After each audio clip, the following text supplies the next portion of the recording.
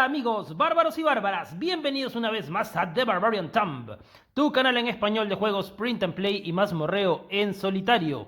En esta oportunidad tenemos con nosotros una revisión del manual de la llamada de Tulu, segunda edición, el juego de rol. Así que quieren ver de qué va esto, pues vamos a ello. Pero antes, si es que aún no lo has hecho, dale like, comparte, comenta, suscríbete, dale a la campanita y sígueme en Instagram como The Barbarian Thumb. Dicho esto, comenzamos.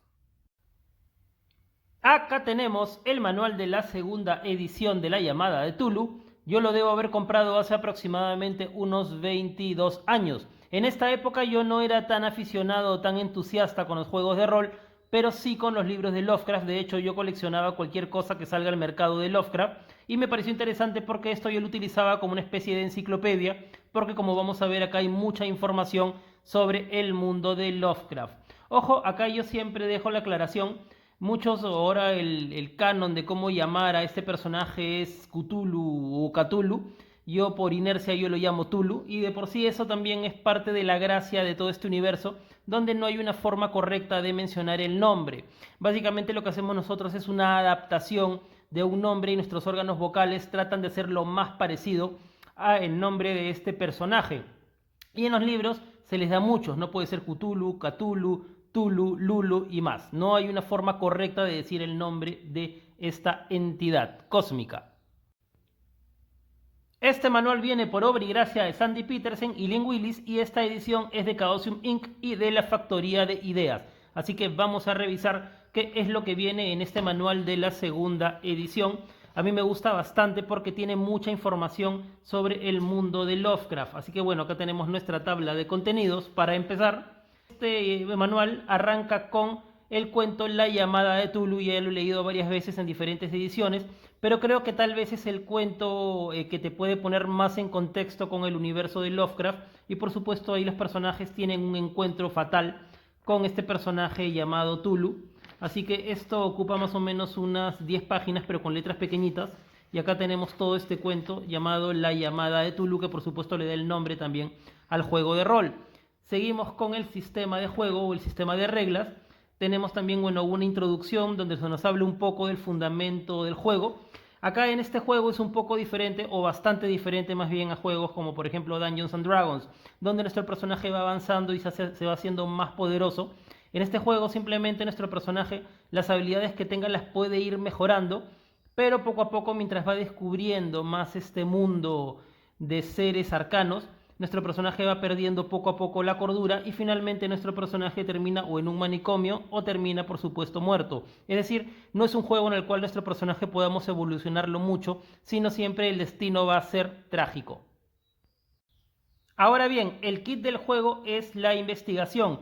Nuestro personaje va a tener que ir investigando poco a poco la realidad y finalmente contrastar tu sanidad mental con esa realidad que estás descubriendo. Ahora, hay dos formas más marcadas de jugar este juego, La llamada de Tulu. Uno es la versión más clásica, en el cual el kit del juego es ir avanzando, descubriendo y sin mucha acción, porque de por sí las novelas de Lovecraft no tienen acción o tienen muy poca. Y hay otra forma que es una forma más moderna, que es jugarla más al estilo de las novelas pulp, en la cual hay balaceras, hay enfrentamientos, hay bastante acción. Por eso el juego te viene con las mecánicas para que lo juegues de las dos formas dependiendo cuál sea la que más te guste. A mí personalmente me gusta hacerlo más parecido a las novelas de Lovecraft, en las cuales la acción es bastante limitada y todo se basa en el descubrimiento, se basa en la investigación y finalmente pues con un final trágico para tu personaje. Acá tenemos información de cómo recrear una escena, cómo idear un plan, la importancia de siempre usar la cabeza. No es un juego de acción o es un juego de tiradas constantes de combate, sino simplemente tienes que pensar, reflexionar, ir armando un rompecabezas y ir descubriendo la verdad. También tenemos un glosario de términos, La llamada de Tulu. También el juego te dice de que no es un juego de miniaturas, pero si quisieras podrías utilizarlas, pero no son para nada necesarias. Tenemos también cómo crear a tu investigador con las características típicas que podríamos encontrar en cualquier juego de rol, como por ejemplo fuerza, constitución, inteligencia. Solo que acá hay una que yo no la he visto, no me parece haberla visto en otro juego, que es el tamaño, que también está como una característica. Por ejemplo, el tamaño, según dice acá el manual, es una habilidad que nos podría permitir asomarnos por encima de la hierba o por encima de una ventana para ver qué está pasando, ¿no? Es una característica que yo no había visto en otro juego, como el tamaño. Tenemos también, por ejemplo, poder, destreza, apariencia, me imagino que bastante importante a la hora de tratar de convencer o de seducir, educación, cordura y entre otras. También nos hablan un poco de lo que son las tiradas de característica, como por ejemplo ideas, suerte y ese tipo de cosas. Tenemos también las profesiones, obviamente como este juego no está enmarcado en un lore medieval fantástico, se ciñe bastante a las habilidades que te pueda dar determinada profesión. Por ejemplo, puede ser criminal, clérigo, atleta profesional, artista, músico y muchos otros. Y también, por supuesto, tenemos un trasfondo o tablas que nos pueden ayudar a darle un trasfondo a nuestro personaje. Básicamente todo centrado en las profesiones que podría tener. Reglas de habilidades, cómo podemos lanzar los dados para ver si tenemos o no tenemos éxito en lo que queremos hacer. Este juego funciona bajo 100, es decir, tú tienes que lanzar los dados y los dados deberían dar un número igual o menor a tu habilidad para ver si es que pudiste tener o no éxito en la tirada que estabas haciendo. También tenemos, por ejemplo, reglas sobre heridas, podemos regresar de la muerte. Acá tenemos algunas reglas de combate, también reglas con el uso de armas.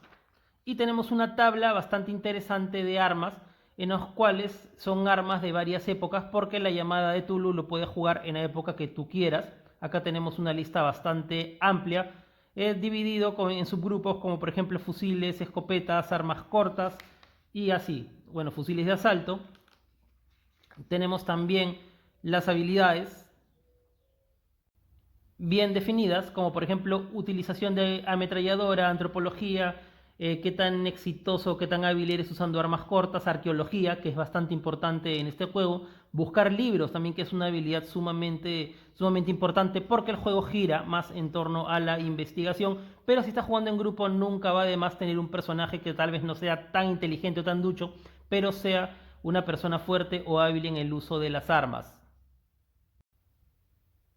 Y llegamos a una de las partes más representativas de este juego, que es la cordura y la locura. Como ya comenté, a medida de que tú vayas descubriendo la verdad, y esto es muy afín a los libros de Lovecraft, el personaje va a ir perdiéndose en la locura porque descubre poco a poco que la humanidad es simplemente una mota de polvo en la galaxia y podemos ser barridos en cualquier momento. Entonces acá tenemos también reglas sobre la cordura y también la locura. Se nos habla un poco del papel que tiene la locura en los mitos de Tulu. Tenemos, por ejemplo, locura temporal y locura indefinida, que por supuesto nos hace ser inquilinos permanentes en el manicomio de Arkham. ¿Qué más tenemos por acá? Tenemos, bueno, algunos ejemplos, y esto me parece bastante interesante como para entrar en contexto. Tenemos una especie de almanaque de terapias biológicas que van del 1845 al 1934, y un poco más adelante, para poderle darle más contexto a la locura en este juego. Incluso hay información sobre los medicamentos que se utilizaban en esa época. Todo en este juego es contexto. Algunos trastornos mentales con sus descripciones. Glosarios psiquiátricos, eso yo no lo he visto en ningún otro juego, que le den tanta importancia a la parte psicológica del juego. La inevitable sección de magia, en la cual se nos hablan de los principales libros que aparecen en los mitos de Tulu.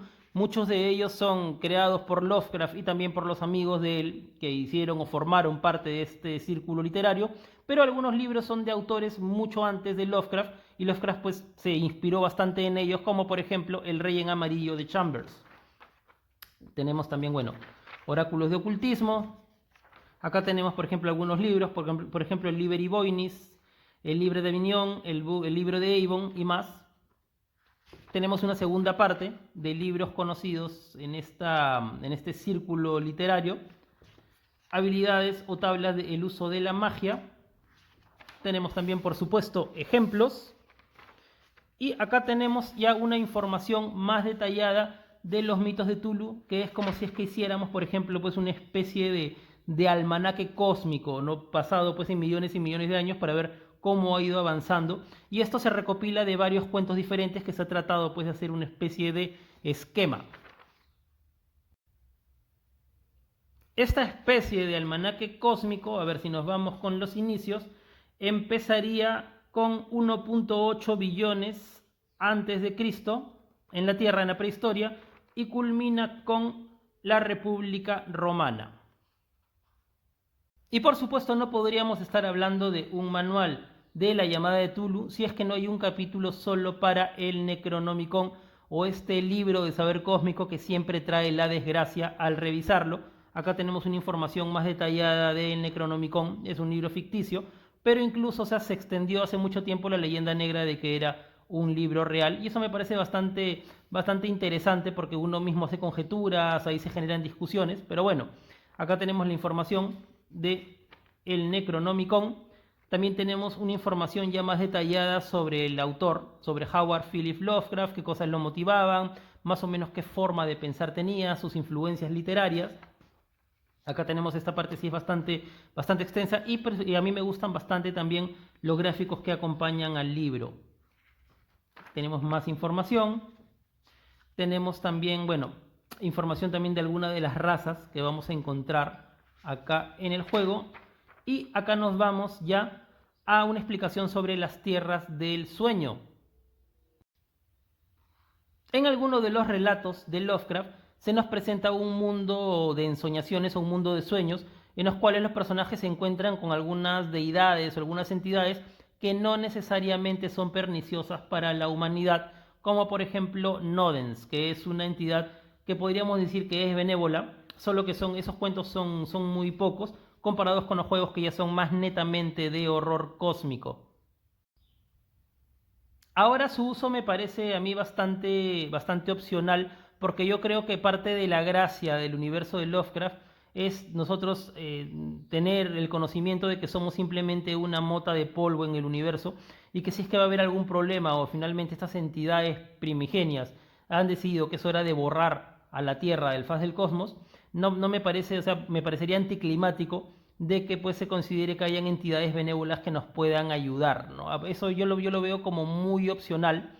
Yo prefiero tomar el juego como puro terror cósmico en el cual nosotros estamos completamente pues desamparados ante la vastedad del universo. Y tenemos nuevamente otra sección de trastornos mentales. Yo tal vez hubiera puesto esto, lo hubiera agregado en la parte anterior para ya tratar toda la parte mental en un solo capítulo, pero acá parece que está pues como que diseminado en otra parte, donde bueno, tenemos más información, esquizofrenia y otros trastornos psicológicos, adicciones también. Y también tenemos por acá una lista de fobias, muchas de ellas, o tal vez la mayoría no las conocía, como por ejemplo tenemos hematofobia, bueno, miedo a la sangre, ictifobia, miedo a los peces, ornitofobia, miedo a los pájaros, y había una fobia que es miedo a las camas, que estaba por acá, no sabía que existía eso, pero acá tenemos una lista bastante completa de fobias, y aquí tenemos por supuesto un cartel bastante amigable indicándonos cuál es el camino más cercano al sanatorio de Arkham. Información ya más netamente para el guardián, estrategias también en las cuales el guardián puede desarrollar la historia de una forma más fácil, herramientas, y qué más tenemos por acá, bueno, y el típico párrafo en el cual habla de que finalmente el guardián, acá el Dungeon Master se llama guardián, eso creo que no lo dije anteriormente, o guardián del saber arcano, y él es finalmente quien tiene la última decisión sobre qué es lo que va y lo que no va. En él recae pues la responsabilidad de llevar la historia. Y nos vamos a la parte por la cual yo principalmente compré ese manual hace casi 22 años, y es para la información detallada de cada una de las criaturas y de las razas del universo de Lovecraft. Entonces, por ejemplo, y en orden alfabético tenemos a los ángeles descarnados de la noche. Acá tenemos un poco de información de cómo son descritos en el cuento, dónde aparecieron, como también sus estados. Tenemos, por ejemplo, a los ángeles descarnados de la noche, las arañas de Lenk, las bestias lunares, los vi aquí y muchos otros. Está lleno de personajes de este panteón cósmico. Tenemos, por ejemplo, la gran raza de Yit, los gules, los Gooks. Y acá tenemos esta parte, me parece bastante interesante. Es una tabla para nosotros poder comparar más o menos el tamaño de las criaturas de los mitos. Nosotros más o menos iríamos acá, somos esta mota que está acá tirada en el suelo. Y acá tenemos a los personajes siendo pues el más parecido en tamaño a los profundos. Y ya pues imagínense todos los demás en tamaño. Tenemos a más criaturas y muchas más criaturas. Vamos a seguir viendo. Vagabundos interdimensionales. Y acá tenemos también un apartado de tecnología alienígena. Si es que tal vez quieres meter estos elementos en tu juego, también puedes, porque acá tenemos información de extraños objetos que tú puedas encontrar y de alguna forma tal vez nos puedan ayudar a sobrevivir. Tenemos cristales de los antiguos, bioarmaduras y varias cosas más. Y acá ya entramos en la parte de los dioses, es decir, en el bestiario que vimos hace un momento. Eran más que nada criaturas, llamémosla menores tal vez, pero acá ya entramos directamente en lo que son los dioses. Tenemos por ejemplo a Abbot, el dios exterior. Tenemos a Atlach-Nacha, que es un primigenio. Acá varios personajes, bueno, no todos los personajes son de Lovecraft, como ya comenté, varios son de otros autores, amigos de este círculo literario, y otros también de criaturas que aparecieron antes de Lovecraft, ¿no? Tenemos por ejemplo a Bast, tenemos, claro, a Tulu, como no va a ser, Utawa, y tenemos a muchos más, incluso a Hypnos. Hay un cuento también donde aparece este dios de los sueños, Nyarlathotep, también conocido como el faraón negro. Y muchos más. También tenemos animales, por supuesto. De repente pues nosotros estamos dirigiendo una aventura más pulp, estamos tal vez en una expedición en el Amazonas y tal vez nos vayamos a encontrar pues con animales salvajes, lobos, bueno, cocodrilos, gorilas y más. Osos, leones, vampiros, también tenemos a zombies. Y acá también tenemos la parte de las personalidades, en los cuales se nos presenta algunos personajes que han tenido cierta relevancia en algunos de los cuentos de Lovecraft, como por ejemplo el Dr. Armitage, bueno, de la Power Derby. También tenemos al hijo de Yog-Sothoth, está por acá. Y más personajes que nosotros podemos tomar o inspirarnos en ellos para poner personajes random en nuestras aventuras. Ahora bien, este juego ya incluye algunas aventuras, 4 para ser precisos, que son El hechizo de la casa Corvid. Esta es la única que yo he podido jugar y la he dirigido, bastante mal, pero bueno, la dirigí.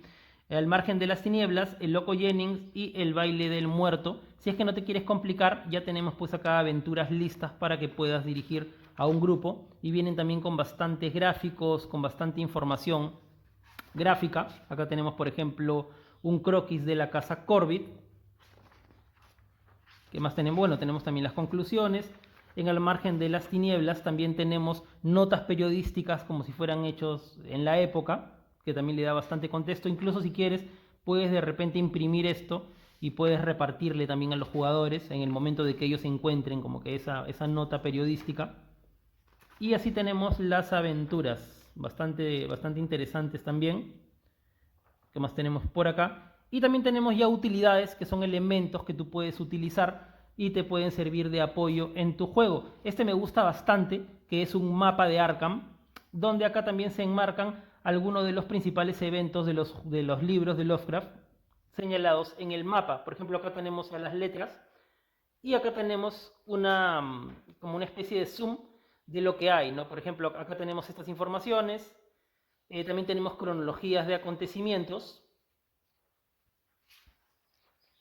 Tenemos, bueno, más tablas, reglas opcionales de persecución. Y acá tenemos también distancias internacionales, si es que obviamente nuestra aventura nos va a llevar a visitar varios países.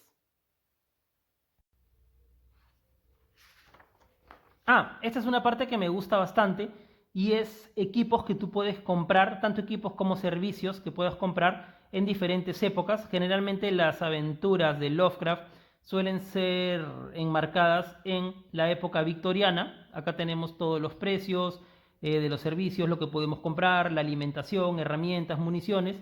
Aparte de la era victoriana, también tenemos los años 20, que bueno, esta creo que más bien es la época más utilizada, porque también es la época donde fueron creados los mitos, años 20, años 30. Acá tenemos ropa, comunicación, alojamiento, ese tipo de cosas. Y también tenemos, por supuesto, la edad moderna con helicópteros, coches super veloces. A mí, bueno, no, esta época no me gusta mucho enmarcar, no lo veo mucho para una partida de Lovecraft, pero cada quien lo maneja como quiere.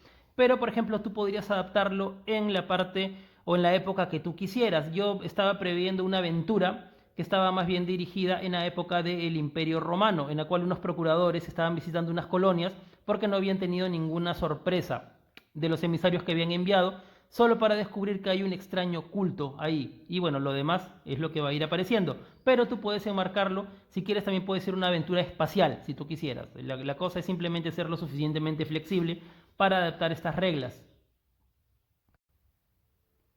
Algunos suplementos adicionales, incluso un almanaque de desastres naturales causados por el hombre. No, si tú quieres ser más riguroso con la historia, tú podrías decir, por ejemplo, que tal desastre natural que apareció en determinado momento en realidad fue algo encubierto por el gobierno porque no fue causado por el hombre, sino fue pues por la aparición de alguna entidad cósmica, ¿no? Eso te da bastante... En este juego todo es puro contexto y estas cosas te ayudan bastante para poder ir hilvanando la aventura. Incluso también hay un almanaque de sucesos ocultistas reales, criminales, bueno, y también hay algunos sucesos futuristas. Todo para que tú puedas más fácilmente crear una aventura justo enmarcada en la época o en el año que tú quieras. Y tenemos ya casi terminando con el manual, ejemplos de personajes ya creados de diferentes épocas. Tenemos, por ejemplo, personajes de la era victoriana ya listos para que juegues. Simplemente tienes que imprimir las fichas. O personajes en todo caso de los años 20.